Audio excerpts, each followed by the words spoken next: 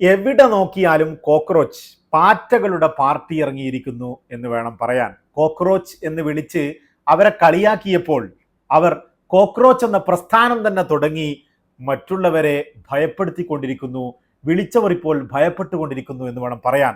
നമുക്കറിയാം, കുറച്ച് മുമ്പ് നമ്മുടെ അയൽരാജ്യമായ നേപ്പാളിൽ ഒരു വലിയ പ്രക്ഷോഭം പൊട്ടിപ്പുറപ്പെടുകയും ഭരണകൂടം തന്നെ അട്ടിമറിക്കപ്പെടുകയും ചെയ്യുന്ന ഒരു സാഹചര്യം ഉണ്ടായപ്പോൾ എൻ്റെ ഒരു സുഹൃത്ത് എന്നോട് പറഞ്ഞു, ഇത്തരത്തിലൊരു ജൻസി കൂട്ടായ്മ അല്ലെങ്കിൽ ഇവിടെയുള്ള ഒരു യുവാക്കളുടെ കൂട്ടായ്മ ഉയർന്നു വരാൻ അധികമൊന്നും സമയം വേണ്ടെന്നും നരേന്ദ്രമോദിയും മോദി സർക്കാരും ഇത്തരത്തിൽ തന്നെ പോവുകയാണെങ്കിൽ അത്തരത്തിലൊരു ജൻസി കൂട്ടായ്മ, യുവാക്കളുടെ ഒരു കൂട്ടായ്മ ഉയർന്നു വരുമെന്നും നരേന്ദ്രമോദി മന്ത്രിസഭയെ ഭയപ്പെടുത്തുവെന്നും അദ്ദേഹം പറഞ്ഞപ്പോൾ അത് ഇത്ര പെട്ടെന്ന് സംഭവിക്കുമെന്ന് ഞാൻ കരുതിയിരുന്നില്ല.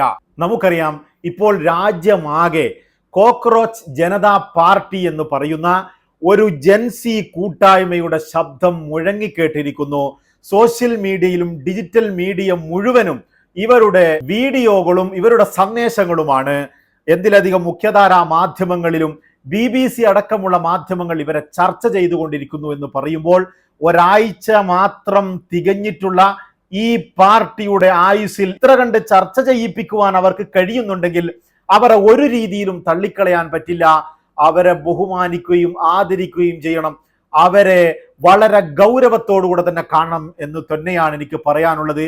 നമുക്കറിയാം, നമ്മുടെ അയൽ രാജ്യങ്ങളായ ശ്രീലങ്കയിലും നേപ്പാളിലുമൊക്കെ ഇത്തരത്തിലുള്ള ഒരു കൂട്ടായ്മ ഉയർന്നു വരികയും അവിടെയുള്ള ഭരണകൂടങ്ങളെ അട്ടിമറിക്കുകയും ചെയ്ത സംഭവം എന്ന് പറയുന്നത്, ശ്രീലങ്കയിൽ സാമ്പത്തിക പ്രതിസന്ധി വരികയും വിദേശ നാണയത്തിന് ദൗർലഭ്യം ഉണ്ടാകുകയും ചെയ്തപ്പോൾ അവിടെ വലിയ കടുത്ത സാമ്പത്തിക ഞെരുക്കം സംഭവിച്ചു. ജനങ്ങൾക്ക് ജീവിക്കുവാൻ ബുദ്ധിമുട്ട് വന്നപ്പോൾ അവിടെ ജനങ്ങൾ തെരുവിലേക്ക് ഇറങ്ങുകയും അതേ ദിവസങ്ങൾ കൊണ്ട് അവിടെയുള്ള ഏകാധിപതിയെ അട്ടിമറിക്കുകയും ചെയ്തുകൊണ്ട് ഭരണമാറ്റം സംഭവിപ്പിച്ചു എന്നുള്ളതാണ്.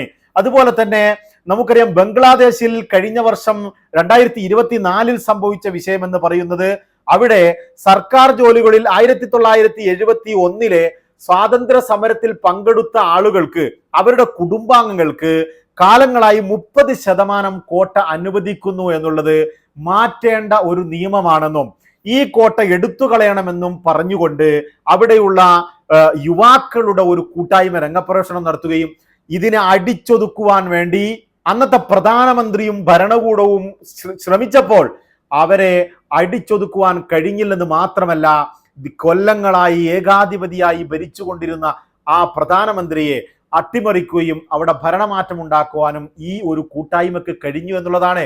എന്തിലധികം ഈ അടുത്ത് നേപ്പാളിൽ സോഷ്യൽ മീഡിയക്ക് നിരോധനം ഏർപ്പെടുത്തിക്കൊണ്ട് അവിടുത്തെ ഭരണകൂടം ഉത്തരവിറക്കിയപ്പോൾ അതിനെതിരെ അവിടെയുള്ള യുവാക്കൾ രംഗപ്രവേശനം നടത്തുകയും, ആദ്യം സോഷ്യൽ മീഡിയ പൂട്ടിയതിന്റെ പേരിലാണ് രംഗപ്രവേശനം നടത്തിയതെങ്കിലും പിന്നെ അവിടെയുള്ള ഭരണകൂടത്തിന്റെ ഓരോ കെടുകാര്യങ്ങളും എടുത്തു പറയുകയും ഭരണകൂടത്തിന്റെ വീഴ്ചകളും മറ്റും എണ്ണി പറയുകയും അതൊരു വലിയ കൂട്ടായ്മയായി മാറുകയും പ്രക്ഷോഭം നയിക്കുകയും ചെയ്തു.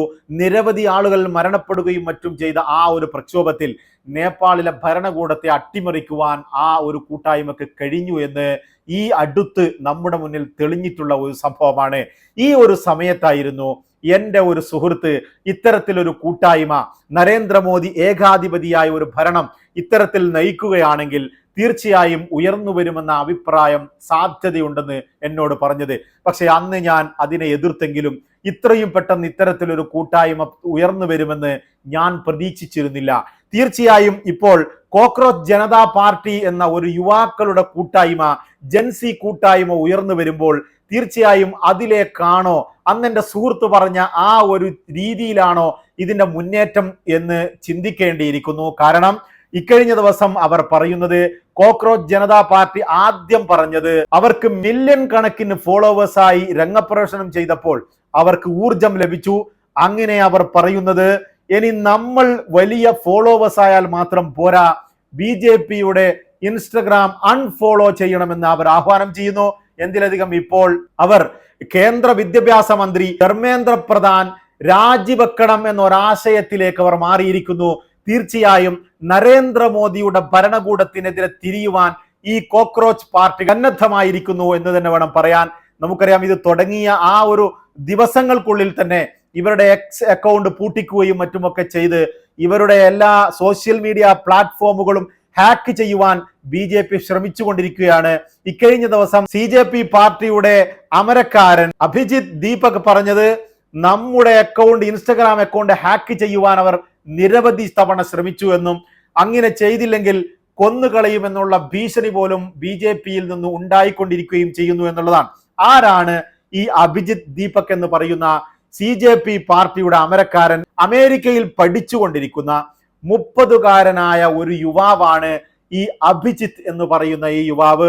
ഇദ്ദേഹം, നമുക്കറിയാം ഇത് ഇത്തരത്തിലൊരു പേര് വീഴാനും ഇതുണ്ടാവാനും കാരണമെന്ന് പറയുന്നത് ചീഫ് ജസ്റ്റിസ് സൂര്യകാന്ത് ഇത്തരത്തിൽ ജൻസികളെ, തൊഴിലില്ലാത്തവരെ, അവർ തൊഴിലെടുക്കാതെ അവർ പാറ്റകളാണെന്നും അവരെ കോക്രോച്ചുകളുമായി ഉപമിച്ചുകൊണ്ടൊരു പ്രസ്താവന ഇറക്കുകയും ചെയ്തതുകൊണ്ടാണ് ഇത്തരത്തിൽ ആ പ്രസ്താവനയെ പൂർണ്ണമായും ഏറ്റെടുത്തുകൊണ്ട് കോക്രോച്ച് ജനതാ പാർട്ടി എന്ന പേരിട്ടുകൊണ്ട് ഒരു ജൻസി കൂട്ടായ്മ മുന്നോട്ട് വരാൻ കാരണമായത് എന്നുള്ളതാണ്. നമുക്കറിയാം ഇത് നീറ്റ് ചോദ്യപേപ്പർ ചോർച്ചയുണ്ടായ പശ്ചാത്തലത്തിൽ ഇന്ത്യയിൽ നരേന്ദ്രമോദി ഭരണകൂടത്തിന് കീഴിൽ വലിയ തൊഴിലില്ലായ്മ യുവാക്കൾ നേരിട്ടുകൊണ്ടിരിക്കുന്ന ഒരു പശ്ചാത്തലത്തിൽ കൂടിയാണ് ഇത്തരത്തിലൊരു കൂട്ടായ്മ നിർമ്മിക്കുവാൻ അവർ മുന്നോട്ട് വന്നത്. തീർച്ചയായും ഇവർക്ക് 5 കാര്യങ്ങളാണ് ഇവർ മുന്നോട്ട് വെക്കുന്നത്. ഈ 5 കാര്യങ്ങളിൽ പല കാര്യങ്ങളും എന്നെ പോലെയുള്ള ഒരുപാട് ആളുകൾ കാലങ്ങളായി ആഗ്രഹിച്ചു വരുന്ന ഒരു കാര്യങ്ങളാണ്.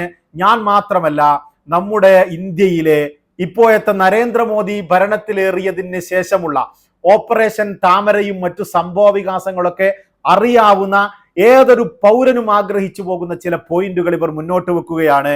അതിൽ ഒന്നാമത്തെ പോയിന്റ് എന്ന് പറയുന്നത് റിട്ടയർഡ് ചീഫ് ജസ്റ്റിസുമാർക്ക് രാജ്യസഭാ സീറ്റോ മറ്റേതെങ്കിലും സർക്കാർ പദവികളോ കൊടുത്തുകൊണ്ട് അവരെ നിയമിക്കുന്നത് ഒഴിവാക്കുക എന്നുള്ളതാണ്. അതൊരിക്കലും പാടില്ലാത്ത ഒരു വിഷയമാണ്. നമുക്കറിയാം ഇത്തരം സംഭവ വികാസങ്ങൾക്കൊക്കെയും ഉള്ളിലൊരു ചരടുവലി ഉണ്ടാകുമെന്നും ഇവർക്ക് മുൻകൂട്ടി തന്നെ ഇത്തരത്തിലുള്ള ഓഫറുകൾ ചെയ്തുകൊണ്ട് കോടതികളിൽ നിന്ന് അനുകൂലമായ ഒരു നിയമവിധികൾ, സാഹചര്യങ്ങൾ ഉണ്ടാക്കിയെടുക്കുവാനാണ് ഇതൊക്കെയും വഴിയൊരുക്കുന്നത് എന്ന കാര്യത്തിൽ യാതൊരു സംശയവുമില്ല. BJP കാലങ്ങളായി ചെയ്തുകൊണ്ടിരിക്കുന്ന ഇപ്പോൾ കുറച്ച് കാലങ്ങളായി ചെയ്തുകൊണ്ടിരിക്കുന്ന ഒരു സംഭവ വികാസമാണ്. ഇതിനെ ഇവർ ഒന്നാമതായി എതിർക്കുന്നു എന്നുള്ളതാണ്. മറ്റൊരു വിഷയം എന്ന് പറയുന്നത് ഈ ഒരു കഴിഞ്ഞ നിയമസഭാ തെരഞ്ഞെടുപ്പിൽ പല സ്റ്റേറ്റുകളിലും സംഭവിച്ച ഒരു വിഷയമാണ്. നിയമാനുസൃത വോട്ടുകൾ ഇല്ലാതാക്കുന്ന തെരഞ്ഞെടുപ്പ് കമ്മീഷണറെയോ അതല്ല തെരഞ്ഞെടുപ്പ് മറ്റു ഉദ്യോഗസ്ഥരെയോ UAP ചുമത്തിക്കൊണ്ട് വിചാരണക്ക് വിധേയമാക്കുക എന്നുള്ളതാണ് മറ്റൊരു വിഷയം. 50% സ്ത്രീ പ്രാതിനിധ്യം പാർലമെന്റിൽ ഉണ്ടാവുക എന്നുള്ളതാണ്. അതായത് ഇപ്പോഴുള്ള പാർലമെന്റ് അംഗങ്ങളുടെ എണ്ണം വർദ്ധിപ്പിക്കാതെ തന്നെ 50% സ്ത്രീ പ്രാതിനിധ്യം പാർലമെന്റിൽ ഉറപ്പുവരുത്തണമെന്നാണ് ഇവർ പറയുന്നത്. അത് മാത്രവുമല്ല, നാലാമത്തത് സ്വതന്ത്ര മാധ്യമ പ്രവർത്തനമാണ്. ഇവിടെ ഗോദി മീഡിയ എന്നറിയപ്പെടുന്ന അദാനിയുടെയും അംബാനിയുടെയും നേതൃത്വത്തിലുള്ള മുഴുവൻ മാധ്യമ സ്ഥാപനങ്ങളും അടച്ചുപൂട്ടുകയും മാധ്യമങ്ങളോട് നിരന്തരമായി സംവദിക്കുന്ന ഒരു പ്രധാനമന്ത്രി രാജ്യത്തിന്റെ പ്രധാനമന്ത്രിയാവുകയും അതുപോലെ എന്തും തുറന്നു പറയാൻ പറ്റുന്ന ഒരു മാധ്യമ സ്വാതന്ത്ര്യം ഇന്ത്യയിൽ നിലകൊള്ളുകയും ചെയ്യണമെന്നാണ് ഇവർ മുന്നോട്ട് വെക്കുന്ന മറ്റൊരു വിഷയമെന്ന് പറയുന്നത്. അതുപോലെ അഞ്ചാമത്തെ കാര്യം എനിക്ക് വളരെ ഇഷ്ടമായ ഒരു പോയിന്റാണ്. അഞ്ചാമത്തെ പോയിന്റ് എന്ന് പറയുന്നത് അത് പാർട്ടി വിടുന്ന MLA-മാർക്കും MP-മാർക്കും 20 വർഷത്തേക്ക് മറ്റൊരു പാർട്ടിയിൽ പോയിക്കൊണ്ട് ഒരു MLA-ക്കോ MP-ക്കോ മത്സരിക്കുവാനുള്ള അവസരം ഇല്ലാതാക്കണമെന്നാണ് ഇവർ പറഞ്ഞുകൊണ്ടിരിക്കുന്നത്. നമുക്കറിയാം കഴിഞ്ഞ കാലങ്ങളിൽ ഒരുപാട് ആളുകളെ ഓപ്പറേഷൻ താമരയിലൂടെയും മറ്റുമൊക്കെ കോൺഗ്രസിലെയും മറ്റു പാർട്ടികളിലെയും MP-മാരെയും മറ്റുമൊക്കെ ചാക്കിട്ട് പിടിക്കുകയും എന്നിട്ട് തങ്ങളെ ആളാക്കി കോടികൾ കൊടുത്തുകൊണ്ട് പിടിച്ചെടുക്കുകയും ചെയ്യുന്ന ഒരു സംവിധാനം ഇവിടെ BJP കൊണ്ടുവന്നിരുന്നു. ഇത് നമ്മുടെ രാഷ്ട്രീയ പാരമ്പര്യത്തിന് തന്നെ ചോദ്യം ചെയ്യുന്ന രീതിയിലുള്ള പ്രവർത്തനമായിരുന്നു BJP-യുടെ ഭാഗത്തുനിന്നുണ്ടായിരുന്നത്. കാരണം ഒരു വ്യക്തിക്ക്, ഒരു കോൺഗ്രസ്സുകാരനായ MP ആണെങ്കിൽ അദ്ദേഹത്തിന് കോൺഗ്രസിന്റെ ആശയം മുന്നോട്ട് വെക്കുന്ന, അതിനെ ഇഷ്ടപ്പെടുന്ന ഒരു പറ്റം ആളുകൾ കൊടുത്ത വോട്ട് നേടിക്കൊണ്ട് അദ്ദേഹം വിജയിക്കുകയും പിന്നീട് അദ്ദേഹം BJP-യിലേക്ക് പോവുകയും ചെയ്യുക എന്ന് പറഞ്ഞു കഴിഞ്ഞാൽ ലക്ഷക്കണക്കിന് വോട്ട് ചെയ്ത ആളുകളെ നോക്കുകുത്തിയാക്കിക്കൊണ്ടായിരുന്നു ഇത്തരം പ്രവർത്തനങ്ങൾ കഴിഞ്ഞ കാലങ്ങളിൽ ഇന്ത്യയിൽ അരങ്ങേറിക്കൊണ്ടിരുന്നത്. പക്ഷേ ഇപ്പോൾ ഈ മൂവ്മെന്റ് ജനങ്ങൾ ആഗ്രഹിക്കുന്ന ചില പോയിന്റുകൾ മുന്നോട്ട് വെക്കുന്ന കൂട്ടത്തിൽ ഇവർ പറയുന്നു, തീർച്ചയായും അത്തരത്തിലൊരു MP-യോ MLA-യോ ജനങ്ങളെ പറ്റിച്ചുകൊണ്ട് പാർട്ടി മാറിക്കഴിഞ്ഞാൽ 20 വർഷത്തേക്ക് അവർക്ക് MLA സ്ഥാനമോ MP സ്ഥാനത്തേക്കോ മത്സരിക്കുവാൻ അവരെ അനുവദിക്കാൻ പാടില്ല എന്നുള്ള ഒരു ആശയമാണ് ഇവർ മുന്നോട്ട് വെക്കുന്നത്. തീർച്ചയായും ഇത്തരത്തിൽ ജനങ്ങൾ ഇഷ്ടപ്പെടുന്ന പല പോയിന്റുകളും മുന്നോട്ട് വെച്ചുകൊണ്ടായിരുന്നു ഈ ജൻസി കൂട്ടായ്മ ഇപ്പോൾ മുന്നോട്ട് പോകുന്നത്. ഇൻസ്റ്റഗ്രാമിൽ 21 മില്യണിലധികം ഫോളോവേഴ്സ് ആയിരിക്കുന്ന ഈ ഒരു കോക്രോച്ച് ജനതാ പാർട്ടി എത്തരത്തിലുള്ള മൂവ്മെന്റുകൾ ഇന്ത്യയിൽ നടത്തുമെന്നുള്ളത് നോക്കി തന്നെ കാണേണ്ടി വരും. തീർച്ചയായും അടുത്ത ദിവസം ബാംഗ്ലൂരിൽ അവർ മനുഷ്യച്ചങ്ങല നിർമ്മിക്കുവാൻ ഒരുങ്ങുന്നു എന്ന വാർത്തകൾ പുറത്തു വരുമ്പോൾ അവിടെ പോലീസും അവിടെയുള്ള ഭരണകൂടവും ഇതിന് അനുമതിയില്ലെന്നും ആരും അനുമതി എടുത്തിട്ടില്ലെന്നും പറഞ്ഞുകൊണ്ട് രംഗപ്രവേശനം നടത്തുകയാണ്. ഇന്ത്യയിലെ ചില സ്റ്റേറ്റുകളിൽ ജയ്പൂരിലും മറ്റും ഇവർ റോഡിൽ ഇറങ്ങി പ്രകടനങ്ങൾ ആരംഭിച്ചു കഴിഞ്ഞു എന്ന വാർത്തയും വരുന്നു. തീർച്ചയായും ഈ ഒരു കൂട്ടായ്മയെ ഏകാധിപതിയായ ഭരണാധികാരി, ഏകാധിപതി സ്വഭാവത്തിൽ ഭരിച്ചുകൊണ്ടിരിക്കുന്ന മാധ്യമങ്ങളോട് സംവദിക്കാത്ത നമ്മുടെ ഭരണകൂടം ഭയപ്പെടേണ്ടിയിരിക്കുന്നു. നമുക്കറിയാം, നീറ്റ് എക്സാം ചോദ്യപേപ്പർ ചോർച്ചയിലെ ഉത്തരവാദികൾ ഇവിടെയുള്ള വിദ്യാഭ്യാസ മന്ത്രിയും ഇവിടെയുള്ള ഭരണകൂടവുമാണ് എന്നാണ് ഇവർ മുന്നോട്ട് വെക്കുന്നത്.